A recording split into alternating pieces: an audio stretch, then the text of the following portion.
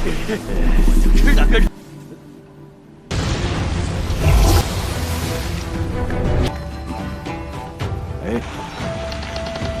比试时间，各域选手通过灵药精注70层以。身为炼药师。 Halo semuanya, selamat datang di Ruang Sinema. Bagaimana kabar kalian semua? Semoga selalu sehat dan baik-baik saja. Sesuai jadwal, jadi pada hari ini kita akan kembali melanjutkan series Donghua Martial Master episode terbaru. Yang mana ini adalah episode yang ke-462. Bagi yang baru bergabung dan series ini, kita sudah sediakan playlistnya. Jadi kalian bisa dengan mudah mencari di mana episode awal dari series ini. Sebelum kita mulai episode terbarunya, kita akan melihat dulu apa saja yang telah terjadi pada episode sebelumnya.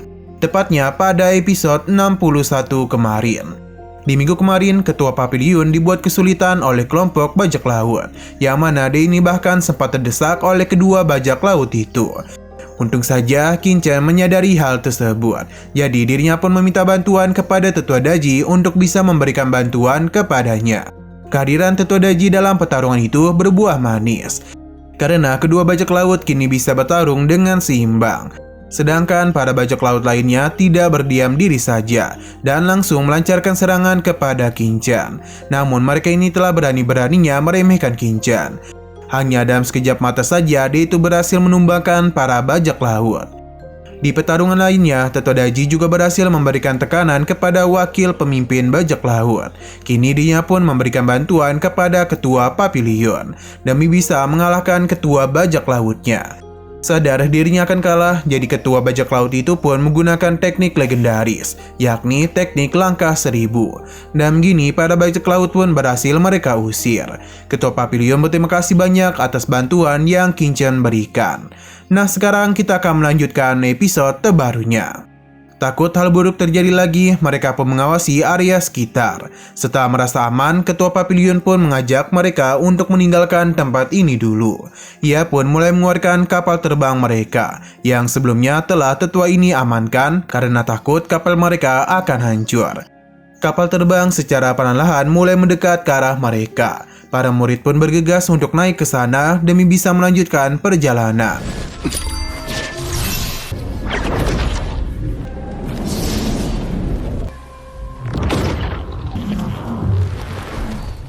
Dari kejauhan terlihat kalau para bajak laut itu masih bersembunyi. Setelah tahu orang-orang itu telah pergi, barulah mereka menjadi sangat tenang. Namun ketua ini begitu kesal akan kejadian sebelumnya. Mereka tidaklah menduga kalau orang-orang dari Papiliun Pil akan sekuat ini. Padahal mereka tahu betul kalau wilayah Hetian adalah tempat terlemah di 4 wilayah. Lantas bagaimana bisa ada master sekuat itu? Bahkan ada salah satu murid yang bisa mengalahkan mereka dalam sekejap mata. Para bajak laut menanyakan tindakan apa yang harus mereka lakukan. Ketua bajak laut yang tidak terima akan kekalahannya berencana untuk menyebarkan berita ini kepada pasukan lain di Laut Abadi. Dia ingin mereka semua bergabung demi bisa mengalahkan orang-orang dari Papiliun Pil.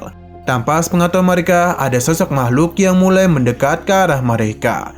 Ketika para bajak laut itu sedang memikirkan rencana jahat, Kaisar Ular Darah segera bertindak dan langsung saja melenyapkan orang-orang itu.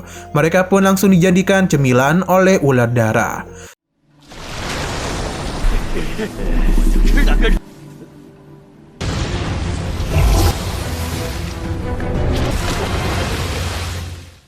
Shino berpindah kepada kelompok Qinchan, yang mana tidak lama kemudian mereka ini telah sampai di pinggiran kota Zhongzuo. Salah satu tetua mulai memberikan sambutan dan menanyakan asal dari orang-orang ini. Xuanzang memberitahu kalau mereka berasal dari Beitianyu dan dirinya adalah ketua Papiliun Pil wilayah Beitian. Mendengar hal tersebut, seketika saja sikap pria itu mulai berubah. Karena bagaimanapun wilayah Beitian adalah yang paling lemah di antara 4 wilayah. Dengan nada mengejek, ia pun meminta mereka untuk mengikuti dirinya. Para murid terlihat kesal dengan sikapnya itu. Namun apa boleh buat, mereka tidak bisa melakukan apapun. Tetua ini menjelaskan kalau mereka akan pergi ke Taman Pil Fengyuan dari Papiliun Pil wilayah tengah. Kali ini akan lebih sulit dari semua peserta, jadi dia meminta mereka untuk tidak bergerak sembarangan. Sekali lagi para murid kesal karena tetua ini dengan terang-terangan meremehkan mereka. Tetua dari Pavilion Pil memintanya untuk tidak mengkhawatirkan kondisi Pavilion Pil wilayah Betian.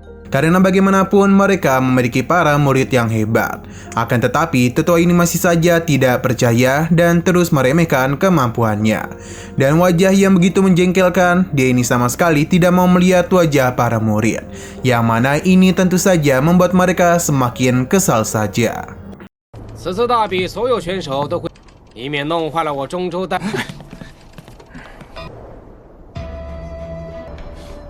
哼，比某些高级蛋糕中的普通。 Perjalanan mereka kali ini tidak akan lama, karena hanya dalam sekejap mata saja kapal ini segera membawa mereka ke wilayah tengah. Kinchan bisa melihat dan jelas kalau ini bukanlah tempat sembarangan. Sesampainya kapal mereka di taman ini, Swanseng dan para muridnya mulai turun dari kapal terbang. Di depan mereka terdapat sebuah pilar kristal. Swanseng memberikan salam kepada salah satu tetua.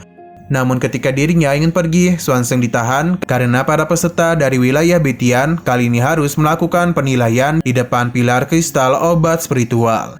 Semua ini dilakukan demi bisa menghemat waktu pertandingan. Jadi sebelum memasuki taman, setiap peserta harus melakukan pengujian bakat obat spiritual. Hanya orang-orang yang mencapai lapisan 70 atau lebih saja yang boleh berpartisipasi dalam kompetisi 10 hari mendatang. 比试时间，各域选手通过灵药精注70层以上。 Kesal karena sudah sering kali diremehkan, salah satu murid dengan percaya diri mulai maju untuk melakukan penilaian. Murid ini pun menggunakan kekuatan spiritual yang lumayan besar. Namun sepertinya kekuatannya itu masih belumlah cukup untuk bisa mendapatkan nilai minimal. Tidak mau menyerah begitu saja, murid ini terus menyalurkan kekuatannya. Namun apa daya, semua itu sia-sia saja. Murid itu pun gagal karena hanya bisa mencapai lapisan 65 saja. Apa yang terjadi itu membuat para murid dari wilayah lainnya mulai mentertawakannya. Tindakan mereka itu membuat pria ini hampir tertelan oleh iblis di hatinya. Semua itu sempat membuat para murid terkejut. Untung saja Kinchan segera menahannya karena ini baru satu ujian saja. Sebagai seorang master alkemis, kegagalan ini tidak ada artinya. Pria ini pun berterima kasih kepada Kinchan.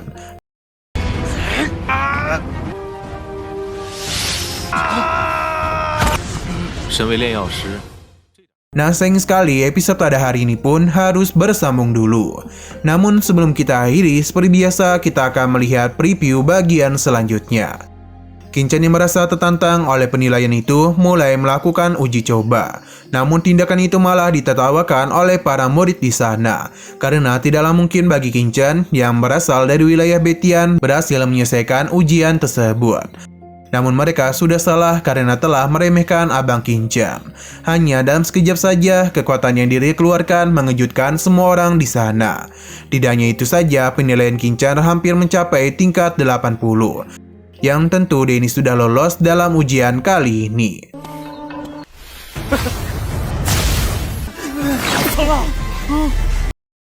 Oke, sekian dulu pada video kali ini. Untuk video selanjutnya akan segera hadir.